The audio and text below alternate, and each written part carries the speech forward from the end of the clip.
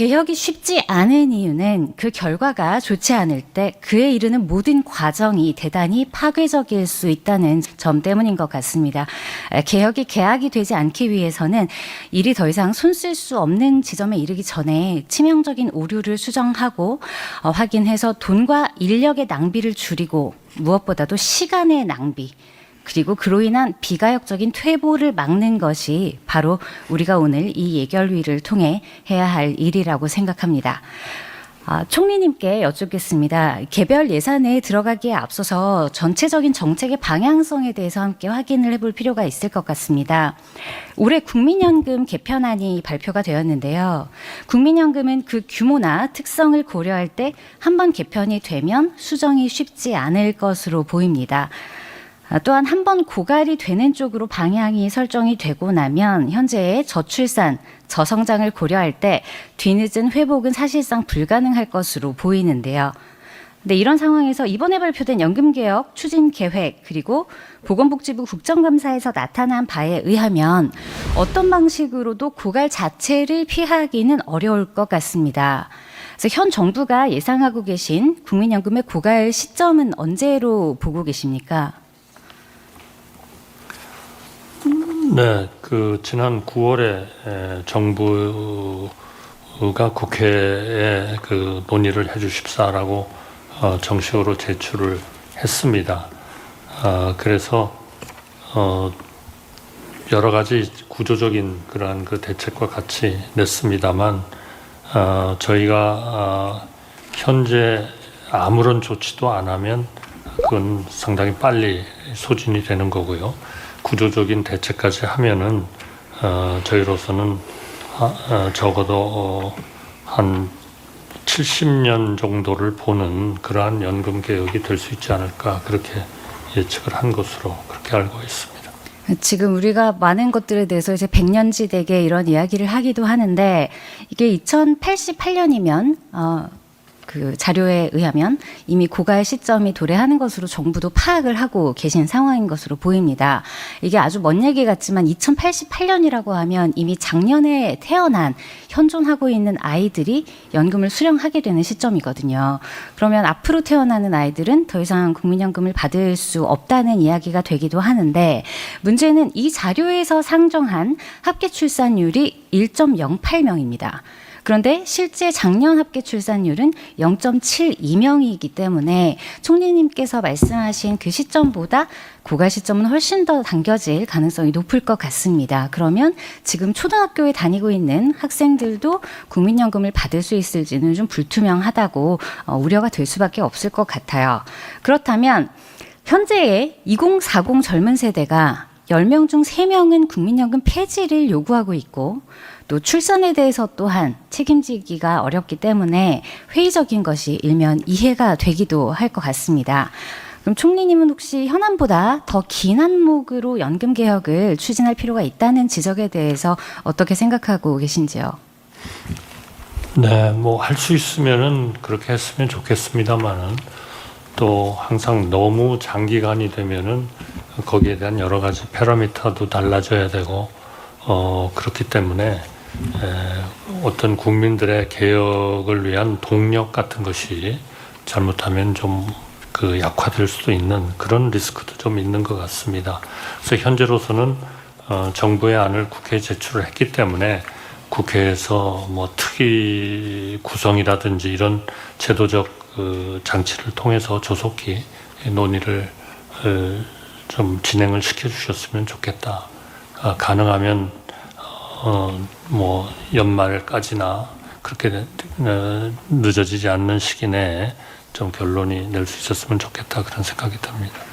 너무 긴 기간을 설정했을 때 이 패러미터의 변화라든가 이런 것 때문에 불안정성이 강화될 수 있다는 것에는 동의를 합니다만 고갈 시점이 명시적으로 나와 있는 안은 국민들이 들으시기에 설득력이 좀 부족할 수도 있지 않을까 하는 생각은 듭니다. 그거는 국회에서 앞으로 논의를 좀 해주시면 충분히 그런 부분들은 정부로서는 협력을 할 그런 자세가 돼 있습니다. 네, 감사합니다. 문제는 국민연금과 더불어 기초연금이 또 있습니다. 기초연금도 인상이 예고가 되어 있죠. 그래서 현재는 기초연금이 2024년 기준으로 약 24조, 현재 GDP로는 1%를 약간 상회하는 수준에 머무르고 있는데, 현재 정부안처럼 40만 원으로 인상하는 경우에는 고령 인구 증가와 맞물려서 현재 상정하고 있는 고갈 시점에는 GDP의 4.4%까지로 규모가 비대해질이라는 계산이 있습니다. 그런데 올해 최저시급을 적용한 월급의 환산액은 206만 원입니다. 반면 기초연금의 선정 기준액은 213만 원으로 그보다 높습니다. 물론 생산 능력이 충분하기 어려운 노령인구의 특성을 고려할 때 그 금액 자체가 많다는 것은 아닙니다만, 현행 기초연금은 소득 인정액이 기준 하위 70%까지로 광범위하게 지급되고 있는 경향이 있기 때문에 청년층의 취업난 혹은 급여 현황 등을 고려할 때 지금 20대의 30%가량은 최저 시급 미만의 소득으로 생계를 유지하고 있거든요. 그렇다면 미래에 본인이 누리기 어려울 것으로 예상되는 국가 재정에 대해서 어떤 방식으로 기여를 설득할 수 있겠는가 하는 점은 저부터도 좀 고민이 되는 것 같습니다. 이 점에 대해서는 혹시 어떻게 생각하고 계신지요? 글쎄요, 그 부분은 뭐 양해해 주신다면 우리 보건복지부 장관님이 조금 답변하시도록 하시면 어떠실까요? 네.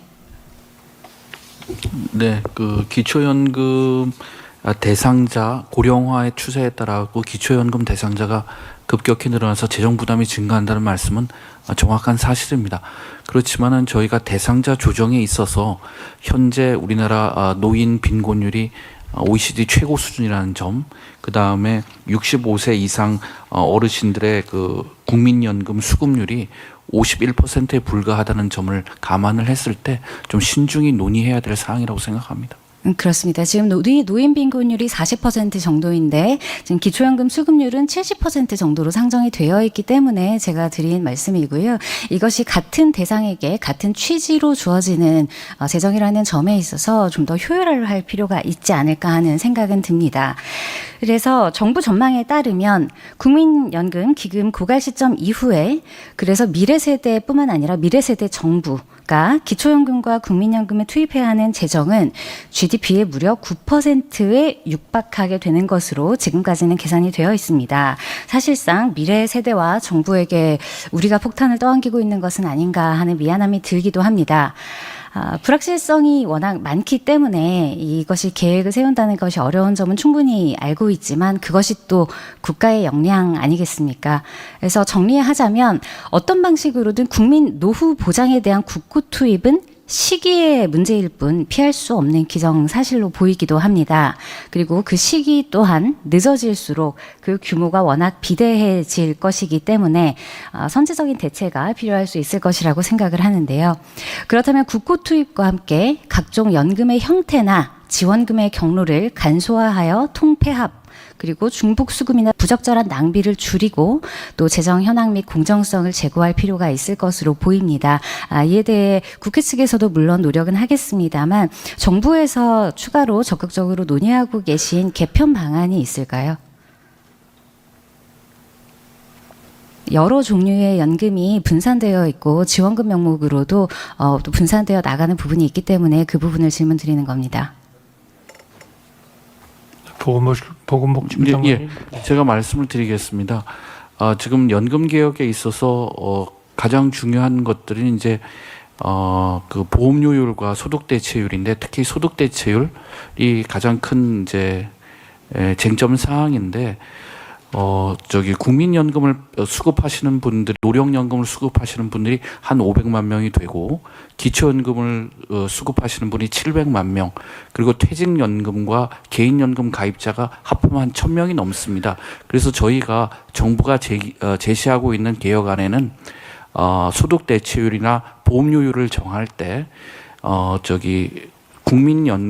기초연금과 퇴직연금, 그다음에 개인연금의 활성화 방안을 같이 논의해야 된다. 다시 말해서 구조개혁을 같이 가야 된다. 이렇게 생각해서 말씀을 드리는 것이고, 또 저희 그 정부안에도 보면은 지금 의원님이 말씀하시는 것처럼 국고 투입이 불가피하다고 생각이 드는데, 이러한 국고 투입이 되려 소득이 높은 분들한테 그 혜택이 집중되지 않도록 저소득층의 가입 기간을 늘려주는, 그러니까 크레디트 지원이라든지 보험료 가입 지원에 중점을 두고 있다는 말씀을 드리겠습니다. 네, 답변 감사합니다. 현재까지 저희가 파악한 바에 의하면 연금 지급의 형태만 다소 조정을 하더라도 GDP의 1% 정도를, 그리고 국고로서 어쩌면 현 시점부터 가능하다면 투입하기 시작하면 과도한 증세 부담이나 비현실적인 수익률 상정 없이도 사실상 현재 정부의 목표치를 무리 없이 달성을 하면서도 미래 세대까지 어느 정도 안정적인 그리고 지속적인 연금 재정 운용이 가능할 것으로 기대가 됩니다.